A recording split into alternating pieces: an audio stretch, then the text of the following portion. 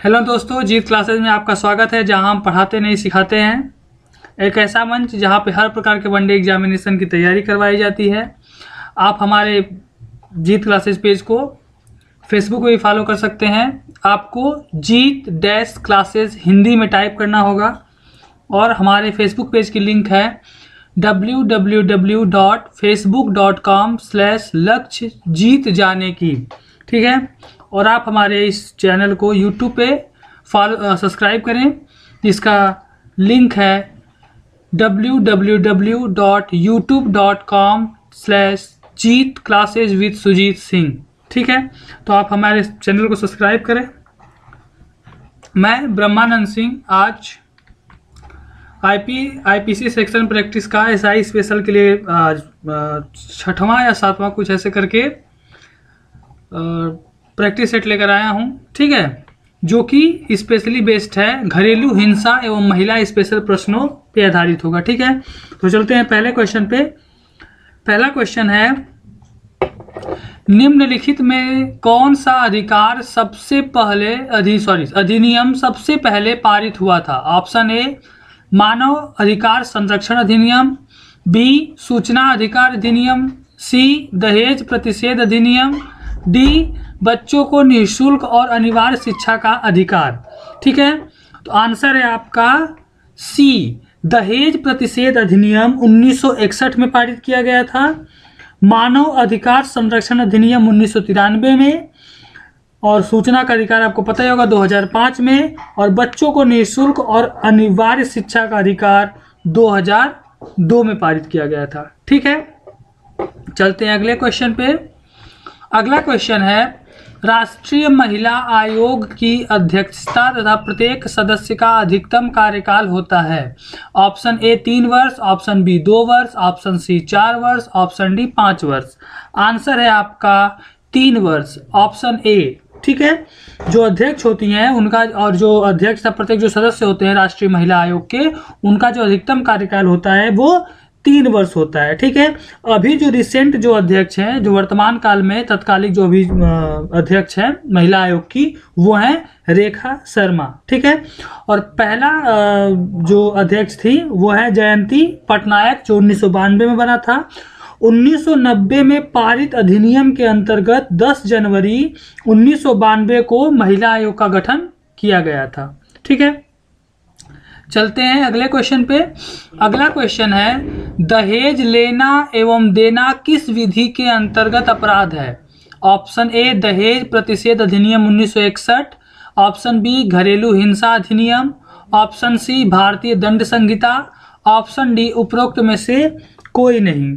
ठीक है, आंसर है आपका ए दहेज प्रतिषेध अधिनियम 1961 की धारा 3 में कहा गया है कि दहेज लेना एवं देना दोनों विधि के अंतर्गत अपराध है। अगर ऐसा कोई करता है तो उसे 5 वर्ष की कैद और 15,000 रुपये जुर्माना हो सकता है। ठीक है, चलते हैं अगले क्वेश्चन पे।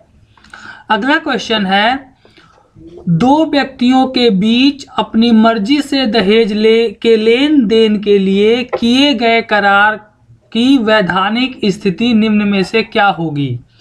ऑप्शन ए दहेज प्रतिषेध अधिनियम 1961 की धारा 5 के आलोक में शून्य होगी, ऑप्शन बी पीड़ित व्यक्ति मुआवजे का हकदार होगा, ऑप्शन सी दहेज प्रतिषेध अधिनियम 1961 की धारा 6 के आलोक में शून्य होगी, ऑप्शन डी उक्त में से कोई नहीं। आंसर है आपका ए दहेज प्रतिषेध अधिनियम 1961 की धारा 5 साफ साफ कहती है कि अगर 2 व्यक्तियों के बीच अपनी मर्जी से भी दहेज के लेन देन के लिए अगर कोई करार कॉन्ट्रैक्ट होता है तो उसकी जो वैधानिक स्थिति होगी वो शून्य होगी, यानी कि वो अमान्य होगी, वो कॉन्ट्रैक्ट नहीं माना जाएगा, और ये सेक्शन 5 कहता है। ठीक है, चलते हैं अगले क्वेश्चन पे। अगला क्वेश्चन है, घरेलू हिंसा से महिलाओं का संरक्षण अधिनियम 2005 कब पारित हुआ? ऑप्शन ए 2 अक्टूबर 2005, ऑप्शन बी 30 जनवरी 2006, ऑप्शन सी 13 सितंबर 2005, ऑप्शन डी 26 अक्टूबर 2006। आंसर है आपका 13 सितंबर 2006। 2005, ठीक है, 13 सितंबर 2005 को यह पारित हुआ और 26 अक्टूबर 2006 से इसे लागू किया गया था। ठीक है, चलते हैं अगले क्वेश्चन पे। अगला क्वेश्चन है घरेलू हिंसा से महिलाओं का संरक्षण अधिनियम 2005 की धारा 12 के अंतर्गत कौन आवेदन पत्र प्रस्तुत कर सकता है? ऑप्शन ए व्यथित व्यक्ति, ऑप्शन बी संरक्षण अधिकारी, ऑप्शन सी व्यथित व्यक्ति के निमित्त कोई भी अन्य व्यक्ति, ऑप्शन डी उपरोक्त सभी। आंसर है आपका ऑप्शन डी उपरोक्त सभी। धारा 12 जो कहता है कि धारा 12 साफ साफ कहता है कि कौन आवेदन पत्र प्रस्तुत कर सकता है। मजिस्ट्रेट को जो आवेदन दे सकता है कोई व्यथित व्यक्ति या संरक्षण अधिकारी या कोई अन्य व्यक्ति जो व्यथित व्यक्ति की ओर से मजिस्ट्रेट को आवेदन इस अधिनियम के अंतर्गत एक या अधिक अनुतोष की मांग करते हुए प्रस्तुत कर सकेगा। ठीक है, और इस धारा के अंतर्गत सुनवाई की प्रथम तारीख नियत करेगा जो सामान्यतः न्यायालय द्वारा आवेदन की प्राप्ति की तारीख से 3 दिन के बाद की नहीं होगी और प्रत्येक आवेदन को उसकी प्रथम तारीख से 60 दिन की कालावधि के भीतर निपटाने का प्रयास करेगा। ठीक है, अब चलते हैं अगले क्वेश्चन पे। अगला क्वेश्चन है घरेलू हिंसा से महिलाओं का संरक्षण अधिनियम 2005 भारतीय संविधान के किस अनुच्छेद के अंतर्गत आता है? ठीक है, ऑप्शन ए अनुच्छेद 19, ऑप्शन बी अनुच्छेद 17, ऑप्शन डी अनुच्छेद 14, ऑप्शन डी अनुच्छेद 14, 15 और 17। आंसर है आपका ऑप्शन डी अनुच्छेद 14, 15 और 17। ठीक है, चलते हैं अगले क्वेश्चन पे। अगला क्वेश्चन है संरक्षण अधिकारी किसके नियंत्रण और पर्यवेक्षण में रहता है? ऑप्शन ए मजिस्ट्रेट के, ऑप्शन बी राज्य सरकार के, ऑप्शन सी केंद्र सरकार के, ऑप्शन डी उपरोक्त में से कोई नहीं। आंसर है आपका ए मजिस्ट्रेट के अधिकार और नियंत्रण के पर्यवेक्षण में रहता है। धारा 8 जो कहता है संरक्षण अधिकारियों की नियुक्ति की बात करता है। राज्य सरकार अधिसूचना द्वारा प्रत्येक जिले में संरक्षण अधिकारियों की नियुक्ति करेगा। संरक्षण अधिकारी यथासंभव महिलाएं होंगी। संरक्षण अधिकारी और उसके अधीनस्थ अन्य अधिकारियों की सेवा के निबंधन और शर्तें राज्य सरकार द्वारा विहित की जाएंगी। धारा 8 इस बारे में बात करता है। ठीक है, चलते हैं अगले क्वेश्चन पे। अगला क्वेश्चन है घरेलू हिंसा अधिनियम के अधीन सक्षम न्यायालय द्वारा किया गया कोई आदेश प्रवर्तनीय होगा। ऑप्शन ए जम्मू कश्मीर राज्य के अतिरिक्त समस्त भारत में, ऑप्शन बी केवल उस राज्य में जहां आदेश दिया गया है, ऑप्शन सी केवल उस जिले में जहां आदेश दिया गया है, ऑप्शन डी समस्त भारत में। आंसर है आपका समस्त भारत में। घरेलू हिंसा अधिनियम के अधीन सक्षम न्यायालय द्वारा किया गया कोई भी आदेश पूरे भारत में प्रवर्तनीय इन्फोर्सेबल होगा। ठीक है, देखते रहिए आप जीत क्लासेज विद सुजीत सिन्हा, जहां हम पढ़ाते नहीं सिखाते हैं। चलते हैं अगले क्वेश्चन पे। अगला क्वेश्चन है घरेलू नातेदारी से ऐसे दो व्यक्तियों के बीच नातेदारी अभिप्रेत है। ऑप्शन ए साझा गृहस्थी में एक साथ रहते हैं, ऑप्शन बी किसी समय एक साथ रह चुके हैं, ऑप्शन सी एक अविभक्त कुटुंब के रूप में एक साथ रहते हैं, ऑप्शन डी उपरोक्त सभी।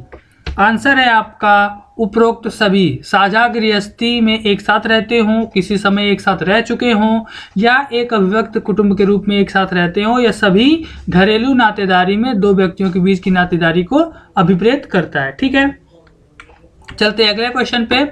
अगला क्वेश्चन है घरेलू हिंसा अधिनियम के अधीन सक्षम न्यायालय से अभिप्रेत है। ऑप्शन ए सत्र न्यायालय, ऑप्शन बी न्यायिक मजिस्ट्रेट, ऑप्शन सी मुख्य न्यायिक मजिस्ट्रेट का न्यायालय, ऑप्शन डी प्रथम श्रेणी के न्यायिक मजिस्ट्रेट का न्यायालय। आंसर है आपका प्रथम श्रेणी के न्यायिक मजिस्ट्रेट का न्यायालय, यानी कि जो फर्स्ट क्लास का जुडिशियल मजिस्ट्रेट होगा वो सक्षम न्यायालय होगा घरेलू हिंसा अधिनियम के अंतर्गत। ठीक है, चलते हैं अगले क्वेश्चन पे। अगला क्वेश्चन है घरेलू हिंसा से महिलाओं का संरक्षण अधिनियम 2005 में घरेलू हिंसा में शामिल है। ऑप्शन ए यौन शोषण, ऑप्शन बी आर्थिक शोषण, ऑप्शन सी लैंगिक शोषण, ऑप्शन डी उपरोक्त सभी। आंसर है आपका डी, यौन शोषण, आर्थिक शोषण और लैंगिक शोषण। ये सभी प्रकार के शोषण घरेलू हिंसा से महिलाओं का संरक्षण अधिनियम 2005 में शामिल है। ठीक है, चलते हैं अगले क्वेश्चन पे। अगला क्वेश्चन है बलात्कार संबंधी कानूनों में संशोधन या बदलने के लिए किस कमीशन का गठन किया गया। ऑप्शन ए महिला आयोग, ऑप्शन बी वर्मा आयोग, ऑप्शन सी सरकारिया आयोग, ऑप्शन डी अल्पसंख्यक आयोग। ठीक है, आंसर है आपका बी वर्मा आयोग। ठीक है, बलात्कार संबंधी कानूनों में संशोधन या उसे बदलने के लिए वर्मा आयोग कमीशन को गठित किया गया था। ठीक है, महिला आयोग जो महिलाओं के बारे में बात करती है और महिलाओं के जो उनके राइट्स हैं या उनके जो भी अधिकार और उनके बारे में संबंधी उन पे होने वाले शोषण और इन सब के बारे में बात करती है। सरकारिया आयोग स्टेट और सेंटर के रिलेशनशिप के बारे में गठन किया गया था। और अल्पसंख्यक आयोग जो माइनॉरिटी वर्ग हैं, जो अल्पसंख्यक लोग हैं, उनके बारे में, उनके हितों के अधिकारों के बारे में बात करता है। ठीक है, चलते हैं अगले क्वेश्चन पे। अगला क्वेश्चन है घरेलू हिंसा से महिलाओं का संरक्षण अधिनियम 2005 की धारा 27(2) के अनुसार सक्षम न्यायालय द्वारा पारित आदेश प्रवर्तनीय होगा। ऑप्शन बी केवल उस राज्य में जहां आदेश दिया गया, ऑप्शन बी उस राज्य तथा पड़ोसी राज्यों में जहां आदेश दिया गया, ऑप्शन सी समस्त भारत में, ऑप्शन डी जम्मू कश्मीर राज्य के सिवाय समस्त भारत में। आंसर है आपका समस्त भारत में। ठीक है, धारा 27(2) के अंतर्गत सक्षम न्यायालय द्वारा पारित आदेश इन्फोर्सेबल होगा पूरे भारत में। ठीक है, चलते हैं अगले क्वेश्चन पे। अगला क्वेश्चन है घरेलू हिंसा से महिलाओं का संरक्षण अधिनियम की धारा 6 के अधीन अधिसूचित आश्रय गृह पीड़ित के व्यक्ति को आश्रय प्रदान करने हेतु बाध्य है। ऑप्शन ए केवल संरक्षण अधिकारी के अनुरोध पर, ऑप्शन बी किसी पुलिस अधिकारी के अनुरोध पर, ऑप्शन सी केवल मजिस्ट्रेट के अनुरोध पर, ऑप्शन डी पीड़ित व्यक्ति के अनुरोध पर। आंसर है आपका पीड़ित व्यक्ति के अनुरोध पे। धारा 6 कहती है आश्रय गृहों के कर्तव्य। यदि कोई व्यक्ति या उसकी ओर से कोई संरक्षण अधिकारी या कोई सेवा प्रदाता किसी आश्रय गृह के भार साधक व्यक्ति से उसे आश्रय प्रदान करने का अनुरोध करता है तो उसे आश्रय देगा। ठीक है दोस्तों, पढ़ते रहिए with Jeet classes with Sujeet Singh, जहां पढ़ाते नहीं सिखाते। हमारे चैनल को सब्सक्राइब करें, हमें फेसबुक पे फॉलो करें और वीडियो अगर अच्छा लगा हो, आई होप आपको अच्छा लगा होगा, तो इसे लाइक करें, हमारे चैनल को सब्सक्राइब करें और शेयर करें और फेसबुक पेज को हमारे लाइक करें। ठीक है, थैंक यू।